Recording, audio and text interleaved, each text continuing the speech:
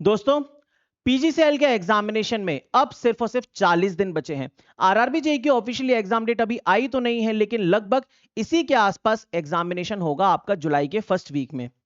अब क्या दोनों को साथ में प्रिपेयर किया जा सकता है? तो आंसर इज एब्सोल्युटली यस। क्यों? क्योंकि इनका जो सिलेबस है वो इतना ज्यादा कॉमन है कि आप आराम से इन दोनों को साथ में तैयार कर सकते हैं। मैंने इस वीडियो के अंदर एक पूरा का पूरा डेली स्टडी रूटीन तैयार किया है, जिसके अंदर आपको बताऊंगा कि क्या क्या आपको पढ़ाई करना है, कैसे दोनों को साथ में मैनेज करना है और रिवीजन की क्या स्ट्रेटजी होनी चाहिए, किन पॉइंट्स को ध्यान रखना है। सारी बातें करने वाले हैं इस वीडियो के अंदर।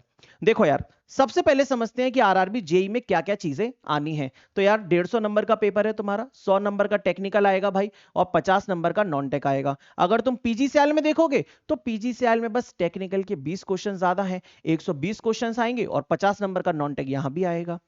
बट इन दोनों के जो नॉन टेक्निकल है वो अलग अलग है। टेक्निकल तो सिलेबस सेम है, पूछने का पैटर्न सेम है, लेकिन नॉन टेक्निकल अलग अलग है। तो मैंने एक कंपैरिजन किया है दोनों के बीच में, जिससे आपके दिमाग में एक चीज डालना चाहता हूं। ये देखो, सबसे पहली बात, टेक्निकल को अगर देखेंगे तो 120 क्वेश्चंस पीजीसीएल में, आरआरबी जेई के अंदर 100 क्वेश्चंस हैं। ठीक है, तो टेक्निकल का जो सिलेबस है, पूछने का पैटर्न है, ऑलमोस्ट सेम है। टीसीएस करवाती है दोनों का पेपर, सिलेबस भी सेम है, पूछने का पैटर्न भी सेम है। अभी हम देखेंगे कि कौन कौन से सब्जेक्ट सबसे ज्यादा जरूरी हैं, जो कि आपको इसमें सबसे पहले तैयार करने हैं, रिवाइज करने हैं। ठीक है, अब सबसे पहले हम नॉन टेक की बात करते हैं, कैसे मैनेज करें। देखिए, यहां पर इंपॉर्टेंट है एप्टीट्यूड और रीजनिंग, क्योंकि इसके कितने नंबर होते हैं? 30 नंबर। और यहां पर इंपॉर्टेंट है फिजिक्स, केमिस्ट्री और जीके, क्योंकि इसके कितने नंबर होते हैं? 30 नंबर। ये बात समझ में आई? क्या तुम आरआरबी जेई की सीबीटी 1 के लिए फिजिक्स, केमिस्ट्री पढ़े हो, एप्टीट्यूड पढ़े हो? बिल्कुल पढ़े हैं सर, उसमें क्या दिक्कत है? अगर वो नहीं पढ़ते तो फिर सीबीटी 1 हमारा क्लियर कैसे होता? क्योंकि साइंस में हमने अच्छा स्कोर किया है, एप्टीट्यूड में, रीजनिंग में अच्छा स्कोर किया है, तभी तो हमारे सीबीटी 1 क्लियर हुआ है इतना हाई कट ऑफ के बाद भी। तो क्या तुम्हें फिजिक्स, केमिस्ट्री की, एप्टीट्यूड, रीजनिंग की टेंशन लेने की जरूरत है? बिल्कुल जरूरत नहीं है। बस तुम्हें करना क्या है? डेली की डेली इसकी प्रैक्टिस करनी है। अभी वो भी बताऊंगा कि किस टाइम पर क्या करना है। ठीक, तो एप्टीट्यूड की टेंशन लेने की जरूरत नहीं है तुम्हें, ना ही रीजनिंग की। पीजीसीएल के 30 नंबर तुम्हारे हाथ में है मेरे दोस्त। और फिजिक्स, केमिस्ट्री यहां पे तुम्हें ऑलरेडी आता है, 15 नंबर तुम्हारे फिजिक्स, केमिस्ट्री के। अब जीके के जो 15 नंबर हैं, इन पे काम करने के लिए तुम्हें अपने आप को अपडेट करना होगा, क्योंकि जीके में अब नया करंट अफेयर्स आएगा, क्या पता कुछ नए टाइप के क्वेश्चंस पूछ लेगा, है ना? तो इन पे काम करना होगा। लेकिन मैं जानता हूं कि ये जो पूरा का पूरा पोर्शन है, इतना और इतना, ये तुम्हें बहुत ज्यादा परेशान नहीं करेगा। तुम्हें सिर्फ परेशान कर सकता है तो ये नीचे वाला पोर्शन, जिसमें इंग्लिश है 10 मार्क्स का पीजीसीएल का, और कंप्यूटर है और एनवायरनमेंट है 20 मार्क्स का आरआरबी जेई का। अब देखो, पीजीसीएल के अंदर टोटल पेपर कितने का है? 170 का। अगर तुम इस इंग्लिश के 10 नंबर की टेंशन छोड़ दो, पूरी तरीके से छोड़ दो, तो तुम्हारा पेपर 160 नंबर का होता है। वैसे भी तुम इंग्लिश में ज्यादा कुछ जानते नहीं हो, तो इंग्लिश की टेंशन ले ही क्यों रहे हो? हटा दो उसको। अगर दोनों को साथ में मैनेज करना है, एक लोड हटाओ, इंग्लिश को हटाओ। तुम पेपर के अंदर भी कम से कम अगर समय रहते सही टाइम पे इंग्लिश के सेक्शन को खोल लिए ना, 2-3 क्वेश्चन सही करके आ जाओगे तुक्के में, मैं गारंटी देता हूं। और यहां पे बस आरआरबी जेई के अंदर तुम्हें इन 20 मार्क्स पे फोकस करना है, कंप्यूटर पे और एनवायरनमेंट पे। ना तुम्हें इसकी टेंशन लेनी, क्योंकि ये तुम ऑलरेडी जानते हो, ना तुम्हें इसकी टेंशन लेनी। जीके को पढ़ना है और कंप्यूटर एनवायरनमेंट को पढ़ना है। बात समझ में आई? अब देखो, टेक्निकल में क्या क्या जरूरी है। पीजीसीआईएल एंड आरआरबी जेई, एक में दो 120 क्वेश्चन है, एक में 100 क्वेश्चन है। अगर तुम पीजीसीआईएल की बात करोगे तो देखो, यहां पे शुरुआत के 3 सब्जेक्ट्स पकड़ लो, basic electrical plus magnetic circuit, power system and machine. देखो, 2 पेपर्स का एनालिसिस किया है मैंने 2025 का। कितना है वेटेज? 240 क्वेश्चंस में से 144 क्वेश्चंस, ऑलमोस्ट 60%। तो इन्हीं 3 सब्जेक्ट से आ रहा है। चलो आरआरबी जेई की बात कर लेते हैं। ये देखो, ये आरआरबी जेई का ही पेपर हुआ है 2025 में, 2-2 शिफ्ट है। यहां पे पकड़ लो, बेसिक इलेक्ट्रिकल मैग्नेटिक, मशीन्स और पावर सिस्टम। यहां पे कितना वेटेज है? 122 क्वेश्चंस आए हैं out of 200 questions, almost 60%। Same to same weightage है तीनों सब्जेक्ट्स का। तो तुमने अगर एक महीने के अंदर इन 3 सब्जेक्ट्स को मल्टीपल टाइम्स रिवाइज किया, 60 मार्क्स तुम्हारे हाथ में है मेरे दोस्त, चाहे पीजी से हो चाहे आरआरबी जेई हो। इसके अलावा और भी कुछ कॉमन सब्जेक्ट्स हैं, मतलब लगभग सारे कॉमन ही हैं। तुम यहां देखो, analog and basic electronics, measurement, UW, estimation, costing, power generation. ये 5 सब्जेक्ट बोले, measurement, electronics, UW, estimation, power generation.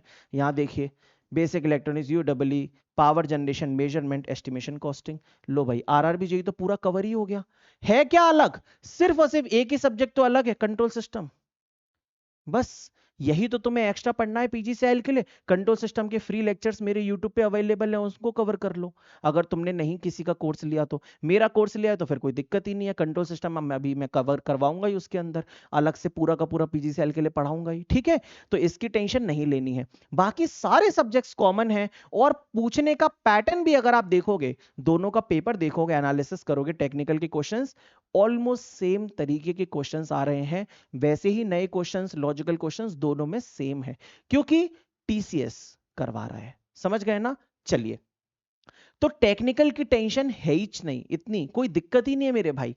समझ गए ना? टेंशन बस है दोनों को मैनेज करने की कि क्या क्या पढ़ना है हमें। तो देखो वो समझो, सबसे पहले तुम्हें टेक्निकल पे दिमाग लगाना है, क्योंकि यही तुम्हारी नैया पार कराएगी मेरे भाई। डेली के डेली कम से कम 6 घंटे तुम्हें टेक्निकल देना है, ठीक है। अब ये 6 घंटे कौन से होंगे? सुबह के 6 घंटे, सुबह में ही पूरे 6 घंटे देना है तो सुबह में दे सकते हो, या फिर तुम पार्ट वाइज दे सकते हो। सुबह के टाइम पे 3 घंटे दे दिए, और फिर उसके बाद शाम को तुमने 3 घंटे दे लिए। सुबह के टाइम पे तुमने थ्योरी कवर की, शाम को तुमने सिर्फ और सिर्फ रिवीजन और प्रैक्टिस की, क्वेश्चंस की। इस तरीके से 6 घंटे हर दिन में कम से कम देना है। 9 घंटे की पढ़ाई में बता रहा हूं, एक दिन में तुम्हें 9 घंटे हर दिन पढ़ना है, इन 40 दिन लगातार। आरआरबी के अंदर क्या इंपॉर्टेंट है? फिजिक्स, केमिस्ट्री और कंप्यूटर एनवायरनमेंट। तो इस पे सबसे पहले समय देना है, computer environment.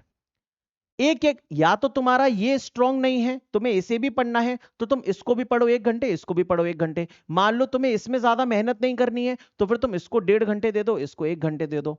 Computer and environment 1 घंटा पढ़ो, या 1.5 या 2 घंटे पढ़ो, क्योंकि इसके अंदर अभी मार्क्स स्कोर करने हैं ना, 20 नंबर का पूछेगा, तभी तो इसमें सिलेक्शन होगा। तो आरआरबी के अंदर तुम इस पे फोकस करो, और पीजीसीआईएल के लिए तुम डेली के डेली सुबह उठ के बस अपने एप्टीट्यूड के लिए और रीजनिंग के लिए एक एक टेस्ट दो, दैट्स इट। 1 घंटा लगेगा तुम्हारा डेली का, एप्टीट्यूड एंड रीजनिंग। सीधे सबसे पहले सुबह उठना है, एप्टीट्यूड और रीजनिंग का एक एक टेस्ट देना है। तुम्हारी डेली की डेली रिवीजन होती रहेगी, प्रैक्टिस होती रहेगी, स्पीड बढ़ती रहेगी। सेम पूछने का पैटर्न है, ठीक है। सुबह उठो, ये करो, फिर ये करो, दोपहर में इसको कर लो, फिर शाम को अपना नॉन टेक्निकल का रिवीजन कर लो, टेक्निकल का रिवीजन कर लो। पूरे के पूरे दिन में तुम्हें लगभग 9 से 10 घंटे का समय देना है, दैट्स इट। अगर कोई जॉब वाला बंदा है तो वो कुछ चीज छोड़ सकता है, ऑब्वियस सी बात है। अगर वो जॉब वाला बंदा है, उसके पास इतना समय नहीं है, तो वो दोनों पेपर्स को क्यों मैनेज कर रहा है? उसको जिस जॉब में जाना है वो उसी जॉब की तैयारी करे, उसको दोनों पेपर को मैनेज करने की जरूरत नहीं है, ठीक है। तो यहां पर ये तुम्हारा एक तरीके से पूरा स्टडी स्केड्यूल रहेगा। तुम्हें एप्टीट्यूड रीजनिंग के लिए सुबह मेहनत करनी है, कंप्यूटर एनवायरनमेंट पढ़ना है भाई दोपहर में, और टेक्निकल को सुबह भी पकड़ लो और शाम को भी पकड़ लो। इसके अलावा टेंशन मत लो, और कुछ है ही नहीं भाई अलग, बस इतना ही है।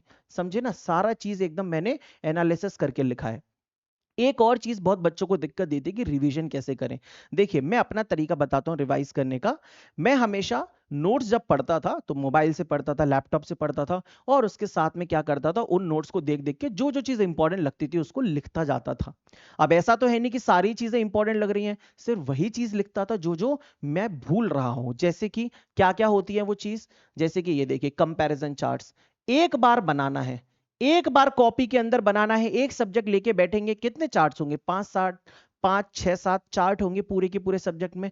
बना लिए, एक बार बना लिए, रट्टा खत्म हमेशा के लिए। तो नोट्स खोल के बैठो और ऐसे चार्ट्स बना लो। ये इंपॉर्टेंट होते हैं, ये बहुत जल्दी आपको पेपर में मार्क्स दिलाने में हेल्प करेंगे। यही भूल जाते हैं बच्चे। ये देखिए, ये काफी सारे चार्ट्स इधर उधर तैयार किए हैं, है ना। तो मैं काफी सारा जो डेटा है अपने कोर्स में ऐसे चार्ट्स के थ्रू ही पढ़ाता हूं। इसके बाद ये रटने वाला डेटा, ये पूरा का पूरा जो याद करने वाला डेटा है, ये बहुत ज्यादा भूल जाते हैं। तो ऐसे चार्ट्स तैयार कर लो, इनको अपने शॉर्ट नोट्स के अंदर डालो, ये रटने वाला डेटा। और इसके अलावा एडवांटेज डिसएडवांटेज, ये सबसे ज्यादा दिक्कत देते हैं पेपर में, इन्हीं से क्वेश्चंस बनते हैं, तो इनको लिख लो। तो जब आप लिखते जाओगे ना, हो सकता है कि समय ज्यादा लगेगा उस सब्जेक्ट को रिवाइज करने में। ओरली जब आप पढ़ते जाते हो उससे ज्यादा समय लगेगा, लेकिन एक बार लिखना होता है एग्जाम से पहले। फिर ये तुम्हें कितना ज्यादा फायदा देगा ना, तुम इसको जानते भी नहीं हो, समझे? तो ये एक टेक्निक अपनाओ तुम, सिर्फ और सिर्फ पढ़ो मत, ये अप्लाई करो, लिखना स्टार्ट करो। दूसरी चीज, फॉर्मूला के लिए एक अलग से 10-12 पेज बना लो, सिर्फ फॉर्मूला फॉर्मूला, सिर्फ फॉर्मूला फॉर्मूला।